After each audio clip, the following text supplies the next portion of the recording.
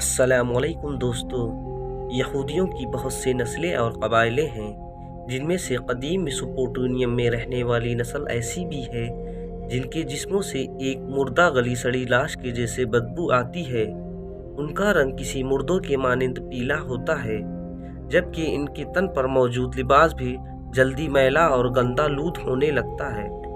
यहूदियों की ये नस्ल अपने जिस्मों पर महंगे और कीमती परफ्यूम लगाकर अपने इस कमज़ोरी पर काबू तो पा लेते हैं, लेकिन कभी ना कभी उनकी ये निशानियां आम लोगों पर जाहिर हो ही जाती हैं। यहूदियों की इस नस्ल के बारे में रिवायत मिलती है कि ये एक अजाब याफ्ता कौम है जो आज से हज़ारों साल पहले इराक के एक शहर दावरदान में आबाद थी। ये अपने दौर की एक मशहूर आबादी थी जो शहर वासिस से महज चंद कोस के फासलों पर थी। ये कौम अपनी बदआमालियों और अपने ऊपर मबऊस होने वाले पैगंबर की नाफरमानी के जुर्म में एक अनोखे और इबरतनाक अजाब का शिकार हो गई। दोस्तों, ये उस दौर का जिक्र है जब हज़रत मूसा अलैहिस्सलाम इस दुनिया से पर्दा फरमा चुके थे और इनके तीसरे जानशी यानी हज़रत हज़क़ैल अलैहिस्सलाम कौम बनी इसराइल की हिदायत के लिए मबऊस किए गए।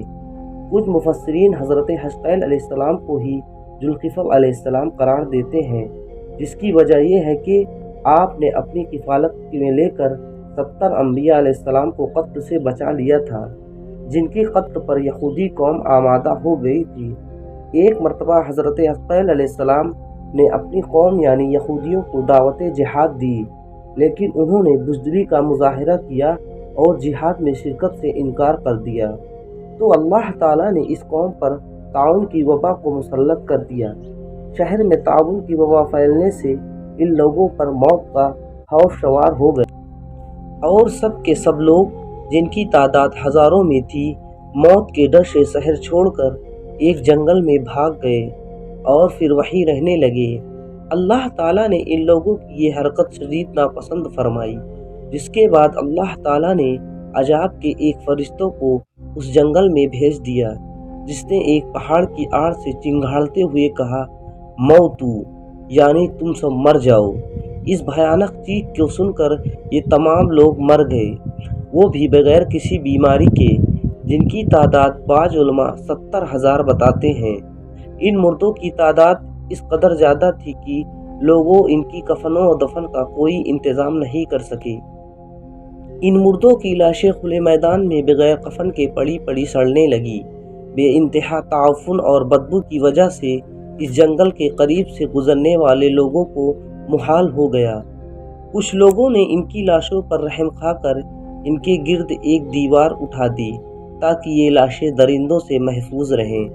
कुछ दिनों के बाद हज़रत हज़क़ैल अलैहिस्सलाम का इस जंगल के करीब से गुज़र हुआ तो आपने अपनी कौम की 70,000 अफराद की इस नागहनी मौत और बगैर कफन लाशों की परवानी देखकर रंजो गम से इनका दिल भर आया। हज़रत हज़क़ैल अलैहिस्सलाम आबदीदा हो गए और अल्लाह ताला के दरबार में दुख भरी दिल से गिड़गिड़ा कर दुआ मांगने लगे कि ऐ अल्लाह, ये मेरी कौम के अफराद थे जो अपनी नादानी से ये गलती कर बैठे कि मौत के डर से शहर छोड़कर जंगल में आ गए। ये सब मेरे शहर के बासिंदे हैं। इन लोगों से मुझे प्यार था और ये लोग मेरे दुख सुख के शरीक थे। अफसोस कि मेरी कौम हलाक हो गई और मैं बिल्कुल अकेला रह गया।